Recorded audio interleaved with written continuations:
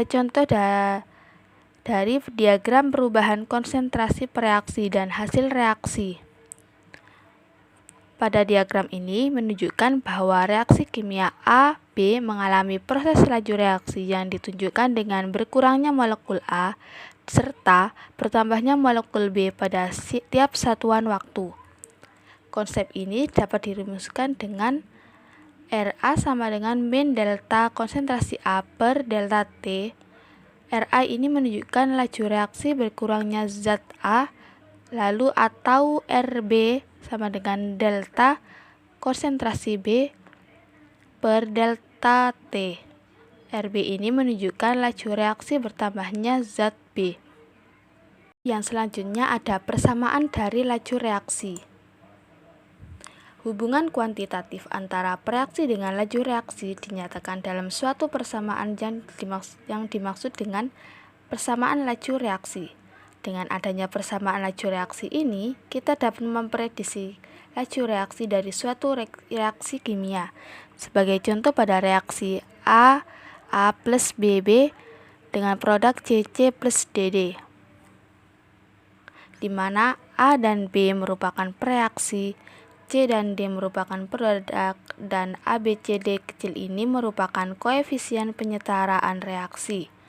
Berdasarkan persamaan ini, maka persamaan laju reaksinya yaitu V sama dengan K konsentrasi A pangkat X kali konsentrasi B pangkat Y, di mana V merupakan laju reaksi, K konstanta laju reaksi, konsentrasi A, konsentrasi B adalah konsentrasi dalam molaritas, X dan Y merupakan order reaksi terhadap reaksi tersebut. Nah, ini ada contoh soal dari persamaan laju reaksi. Diketahui reaksi A2 plus 3B2 dengan produk 2AB3 diperoleh data percobaan dalam tabel sebagai berikut. Lalu persamaan laju reaksi tersebut adalah, nah di sini ada penyelesaian soal dari contoh soal tersebut.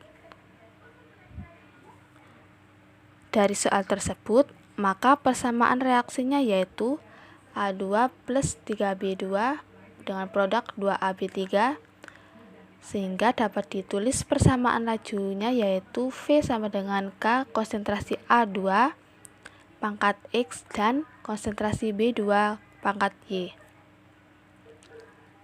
Pangkat X dan Y ini merupakan order reaksi yang harus kita cari agar bisa menentukan persamaan laju reaksinya.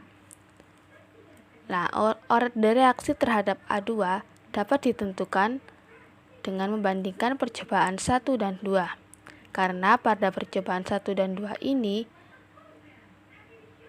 konsentrasi B2-nya ini sama, sehingga mudah untuk mencari order reaksi X, yaitu order reaksi dari konsentrasi A2.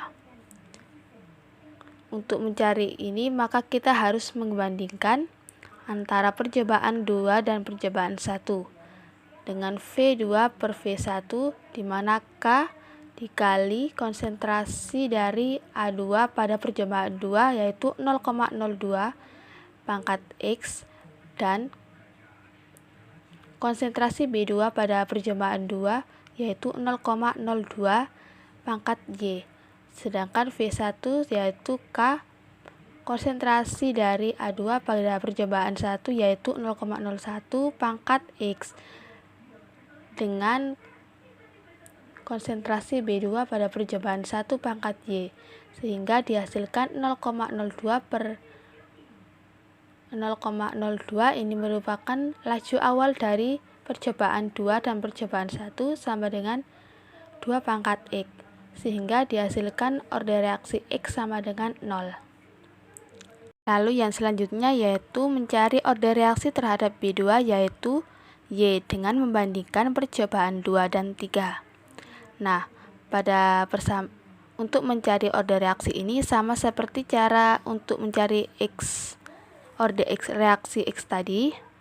Namun yang membedakan yaitu order reaksi B2 ini kita harus mencari percobaan yang order reaksi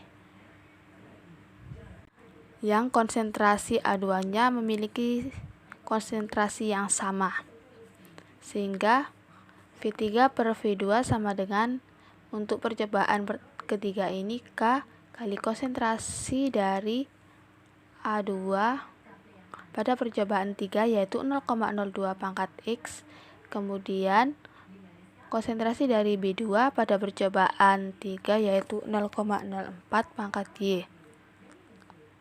Lalu untuk V2 ini K kali 0,02, ini itu konsentrasi A2 pada percobaan V2 pangkat X, dan 0,02 ini konsentrasi B2 pada percobaan 2,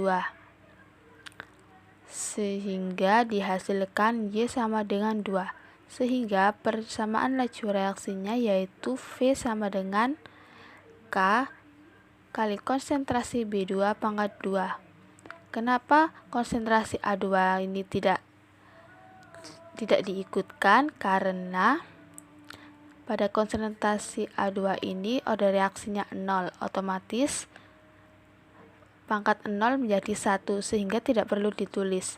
Hanya ditulis punya B2 saja, yaitu order reaksinya 2. Sehingga persamaan laju reaksinya yaitu V sama dengan K konsentrasi B2 pangkat 2. Lalu untuk yang selanjutnya yaitu teori tumbukan. Dalam teori tumbukan digambarkan pertemuan partikel-partikel reaktan sebagai suatu tumbukan. Pada proses tumbukan yang terjadi, di samping ada yang menghasilkan reaksi, juga ada yang tidak menghasilkan reaksi. Tumbukan yang terjadi dan bisa menghasilkan partikel hasil reaksi disebut sebagai tumbukan efektif. Efektifnya tumbukan ditentukan oleh faktor energi kinetik partikel atau molekul dan arah partikel. Sebagai contoh, ini ada tumbukan hidrogen dan iodium yang tidak menghasilkan reaksi, yaitu tumbukan ini memiliki energi yang tidak cukup sehingga molekul terpisah kembali atau tumbukan tidak berhasil.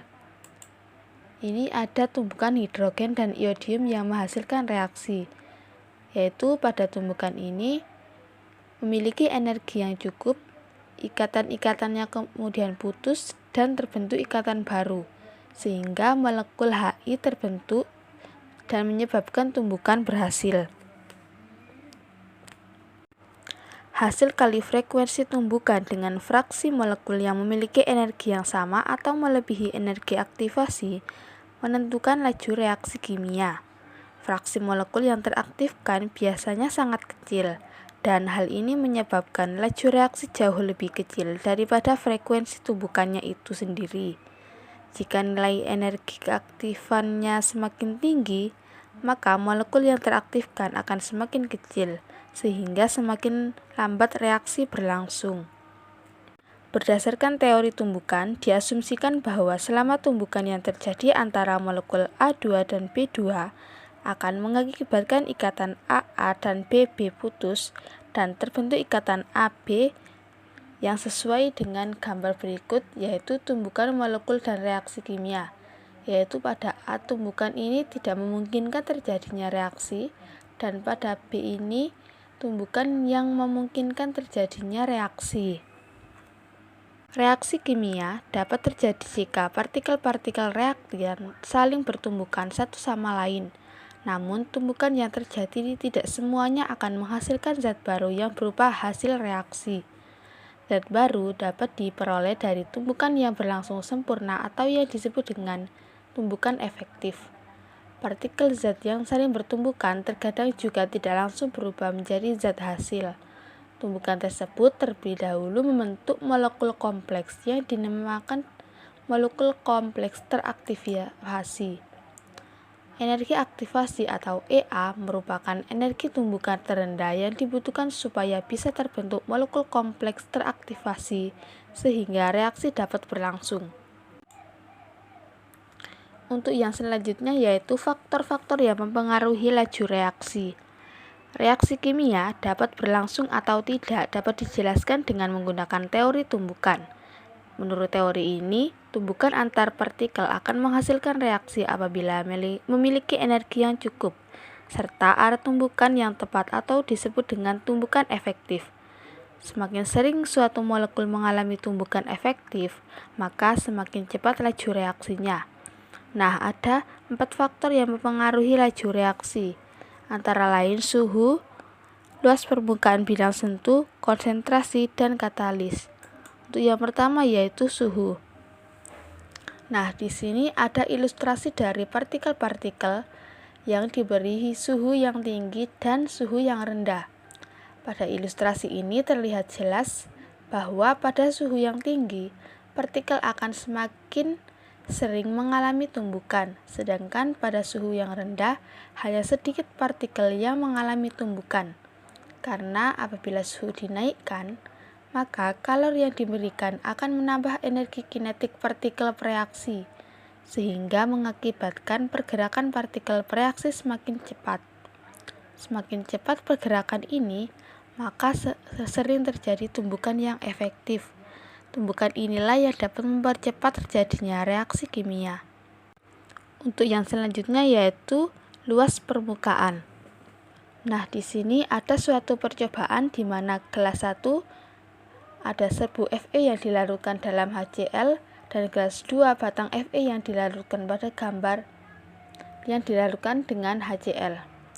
Pada gambar tersebut terlihat jelas bahwa serbu Fe lebih cepat larut dalam HCl dibandingkan dengan batang Fe karena serbu Fe memiliki luas bidang sentuh yang besar dibandingkan dengan batang Fe.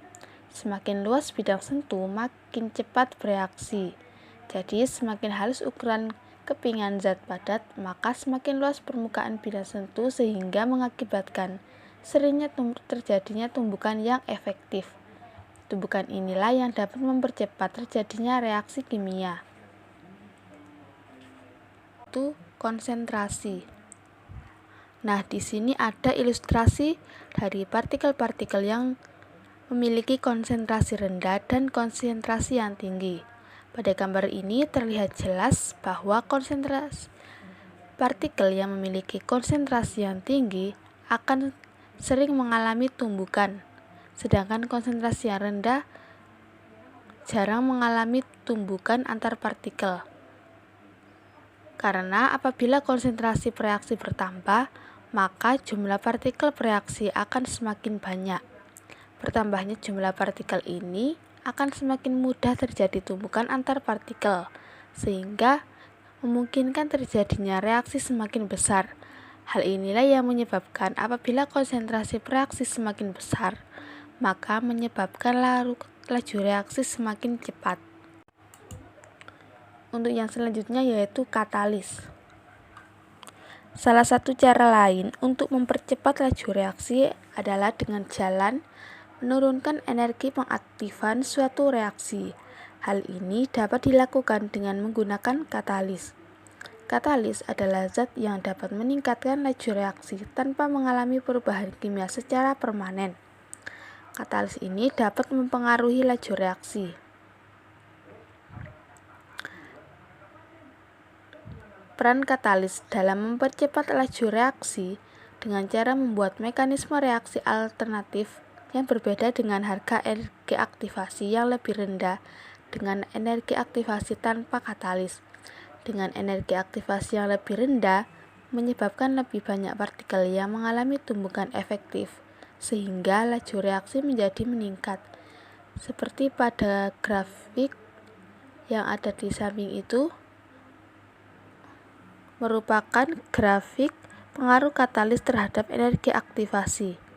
Semakin rendah energi aktivasi, maka akan semakin sering mengalami tumbukan yang efektif dan dapat mempercepat laju reaksi. Sekian presentasi dari saya, apabila kurang lebihnya mohon maaf. Wassalamualaikum warahmatullahi wabarakatuh.